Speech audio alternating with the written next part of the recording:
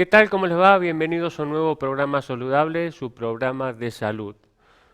Seguimos en el contexto de esta pandemia y ahora haciéndonos preguntas, ya hoy en los 90 días de aislamiento social, obligatorio, preventivo que estamos viviendo en todo el país, algunos ya en algunos lugares del país que tienen más sentido que en otros lugares del país.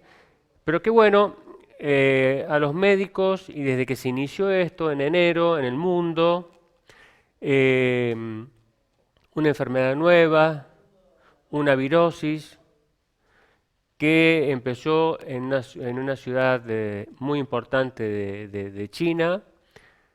El origen no estaba claro, si bien pertenecía a una familia viral ya conocida, surgieron un montón de preguntas, hubo un montón de información no dada en tiempo y forma, hubo una advertencia hecha a la Organización Mundial de la Salud por parte de Taiwán que no supieron escuchar.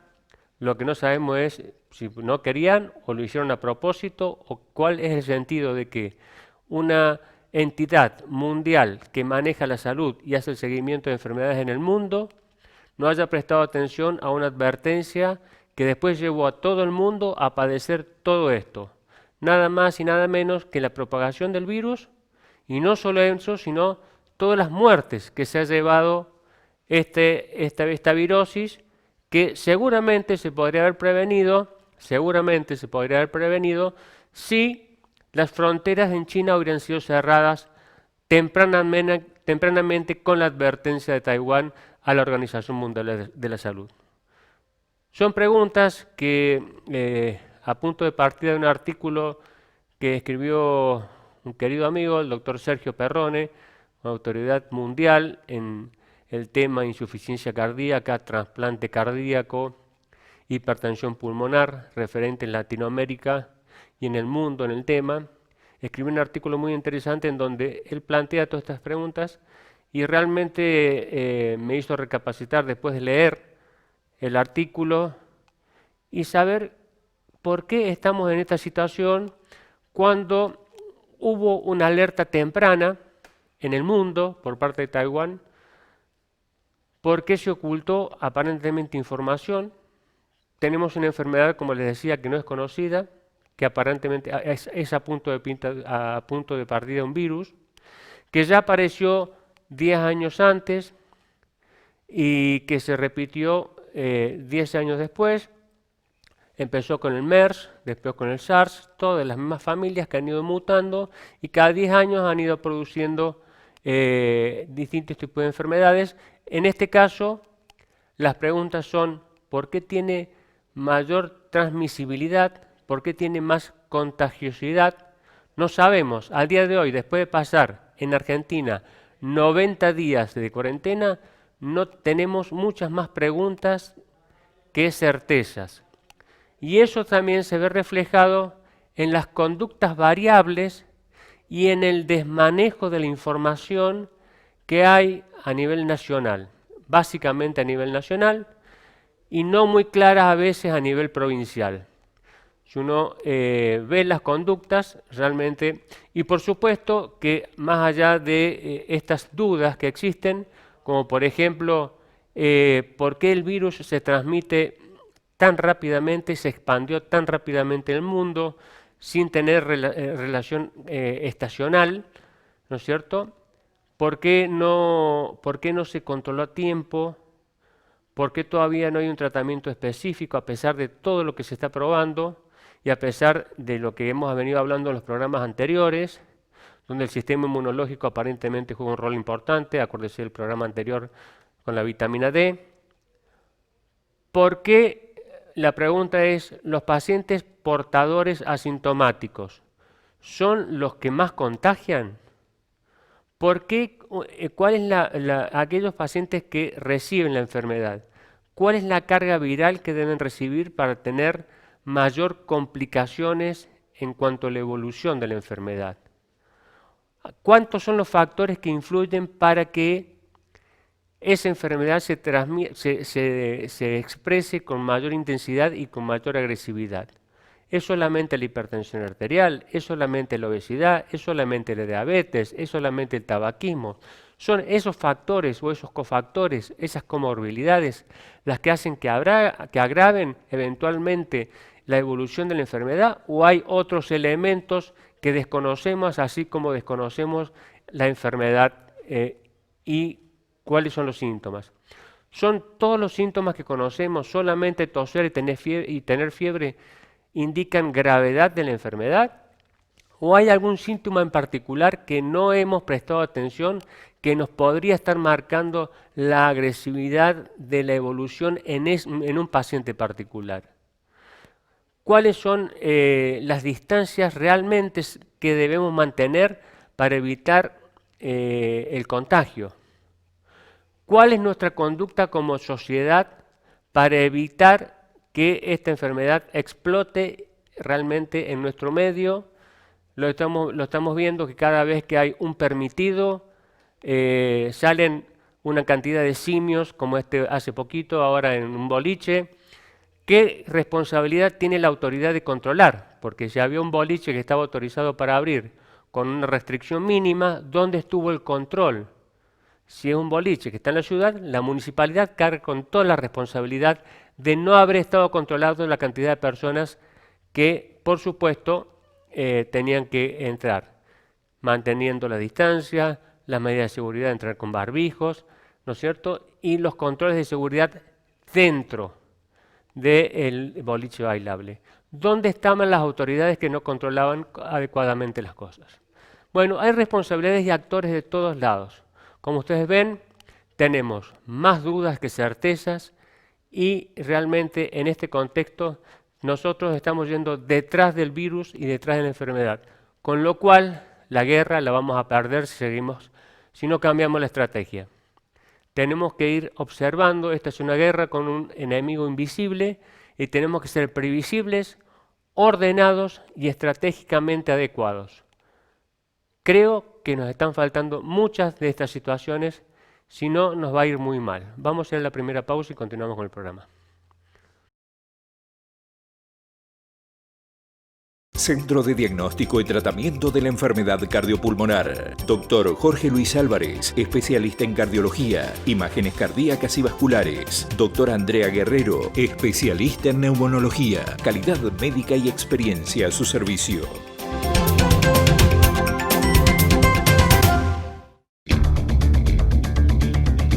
Tu canal de cable está en las redes sociales. Tu canal de cable está en las redes sociales. Seguinos en Instagram. Y entérate de todas las noticias de San Luis y novedades para vos como abonado. Tu canal de cable está en las redes sociales. Seguinos para estar mejor conectados.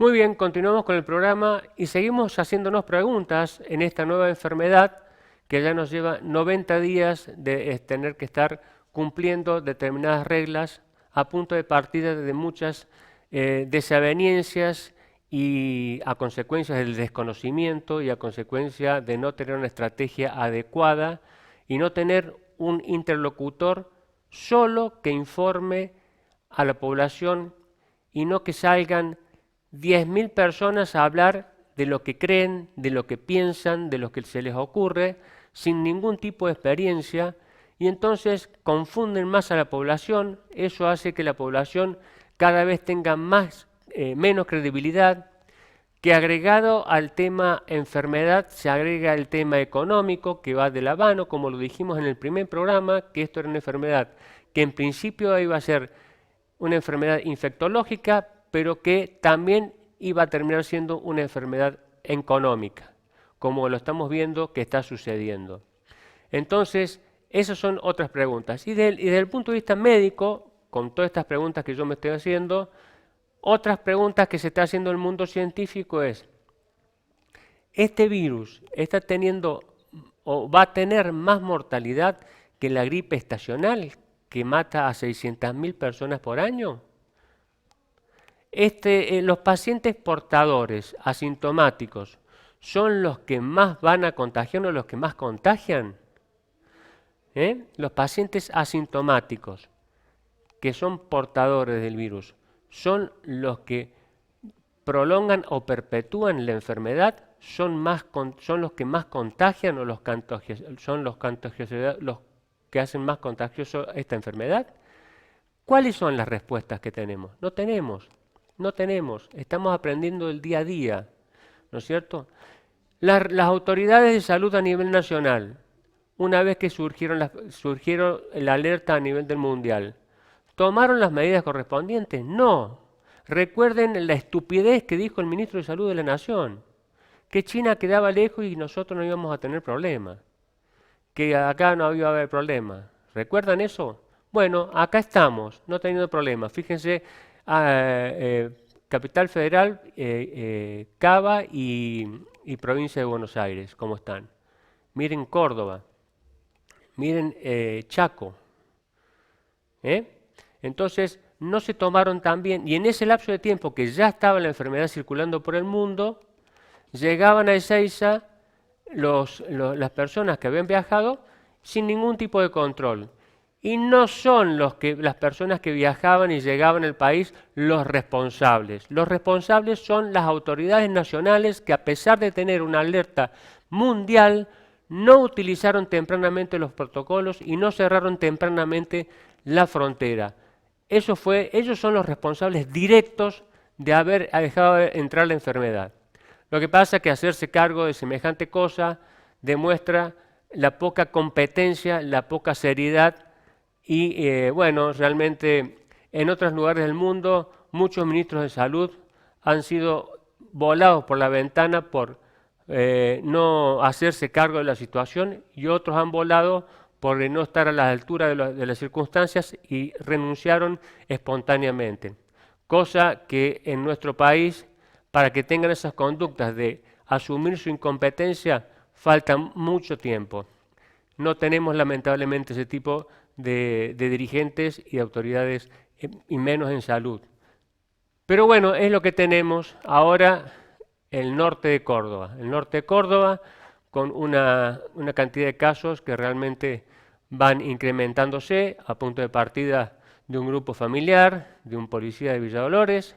Estamos ahí nomás del norte de nuestra provincia, la ciudad más cercana a Merlo y todo el contexto cercano a la Ruta 1. Bueno, veremos qué pasa ahora en esta semana y los resultados de los estudios de los pacientes sospechosos y de los contactos con los familiares de este policía que dio positivo, al igual que su madre, su abuela, su tía, toda la familia. Bueno, veremos cómo evoluciona todo esto y qué conductas se van a tomar acá. Y acá en San Luis, mientras tanto, ¿qué? No hemos tenido casos nuevos en los últimos 30, 40 días, 50 días. Se ha hecho un permitido para los fines de semana, durante la semana un poquito más de laxitud, reuniones sociales con horarios limitados y con determinadas pautas que son lógicas, pero más por miedo, más por pensar que es lo mejor, pero sin la certeza de saber que eso es lo mejor. Ese es el tema. No tenemos la certeza de que eso sea lo mejor, porque si no tenemos circulación del virus en la provincia, no tenemos circulación de virus en la provincia, el secreto va a estar en la frontera, trabajar en la frontera. Entonces, las autoridades tendrán que apuntarle finamente, especialmente a los camioneros. No es que uno tenga nada contra los camioneros, pero son a los camioneros, que son los que van a pasar la frontera y que van a transcurrir por nuestras rutas y que van a parar en los restaurantes y que van a parar en las estaciones de servicio para cargar nafta o hacer las distintas tareas que se hacen habitualmente. Entonces la pregunta es, así como cuando vinieron la gente que trajeron, por ejemplo, de La Pampa, de la última vez, que lo siguieron con toda una serie de motociclistas, autos, que tardaron 7 horas en llegar desde la frontera a la ciudad de San Luis. ¿Por qué no hacen lo mismo con un camionero? O con una persona que viene desde otra provincia, especialmente que tenga casos positivos, ¿no es cierto? Entonces, si tiene que bajar a cargar nafta, bueno, que sea con un protocolo adecuado, que el camionero no se baje, que las autoridades le vayan y permitan hacer la tarea, cargar nafta, alcanzarle la alimentación para que pueda comer arriba del camión y seguir, etcétera, etcétera, etcétera. Estamos yendo mal, estamos actuando y estamos yendo detrás del virus. Eso nos va a hacer perder la guerra. No tenemos estrategia, no conocemos la enfermedad, no conocemos el enemigo, no tenemos un ordenamiento ni tácticas, ni tenemos el general o el interlocutor que tiene que ser uno solo que dé la información. Uno solo que dé la información con datos certeros, que sean creíbles y que puedan ser replicables y que puedan ser demostrables. Si nosotros no tenemos esas cosas, realmente nos va a ir muy mal y lo vamos a lamentar porque realmente va a quedar expuesto la ineficiencia del sistema de salud público del país. Ya están hablando algunos, el viceministro de Salud de la provincia de Buenos Aires ya habló que firmaba con la cuarentena hasta septiembre, 2 meses más. ¿Con qué datos, con qué elementos este señor puede decir semejante cosa? Porque realmente es increíble. De ser así, debería decir por qué tendría que ser así durante 2 meses más, basado en qué datos, basado en qué elementos, para realmente saber a qué atenerse. La gente va a tener que vivir de algo. ¿Cuáles van a ser las medidas preventivas? Vamos a seguir exactamente con lo mismo. No vamos a cambiar nada. Vamos a seguir manteniendo las cosas básicas que sabemos del principio. Lavado de manos, distanciamiento social, el 1,80 m, el 2 metros es la distancia ideal, es la adecuada, es la que se cumple, no se cumple. El barbijo correctamente adecuado, puesto o usado como corresponde. Cualquier barbijo es el mejor.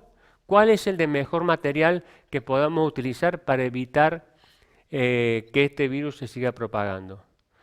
Bueno, muy bien, vamos a la última pausa y ya vamos con la parte final del programa. Centro de Diagnóstico y Tratamiento de la Enfermedad Cardiopulmonar. Dr. Jorge Luis Álvarez, especialista en cardiología, imágenes cardíacas y vasculares. Dr. Andrea Guerrero, especialista en neumonología. Calidad médica y experiencia a su servicio.